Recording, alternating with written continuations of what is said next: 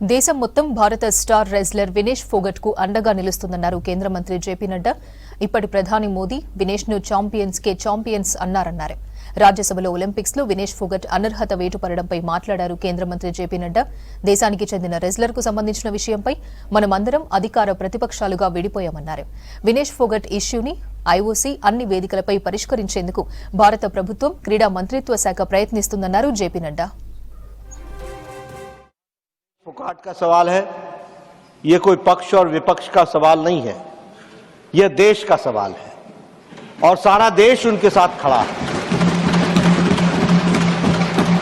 ये भारतीय खेल को आगे बढ़ाने का विषय है जिसके साथ सब लोग भावनात्मक तरीके से जुड़े हुए हैं और भावनाओं के साथ विनेश के साथ खड़े हैं। और मैं ये कहना चाहता हूं कि कल प्रधानमंत्री जी ने कहा चैंपियंस ऑफ चैंपियन, और साथ में प्रधानमंत्री जी ने कहा कि सारा देश खड़ा है।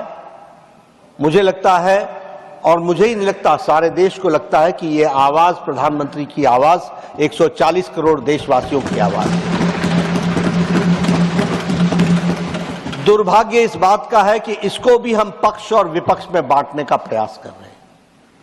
मुझे लगता है कि शायद विपक्ष विषय विहीन हो चुका है, मुद्दा विहीन हो चुका है। The opposition does not have any solid issue which they want to discuss, for which the ruling party is ready for discussion on all forums and on the forum of Rajya Sabha.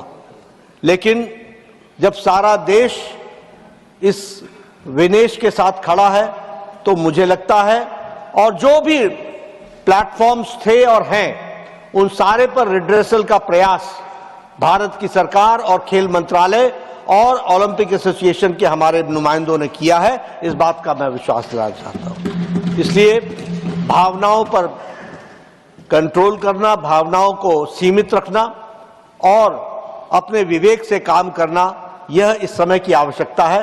मुझे लगता है, मैं आशा करता हूं कि विपक्ष अपनी भूमिका को इस दृष्टि से देखेगा। एक बार आपको जिस तरीके से आपके चेयर को आघात पहुंचा है, यह सच में निंदनीय है, ऐसा मैं कहना।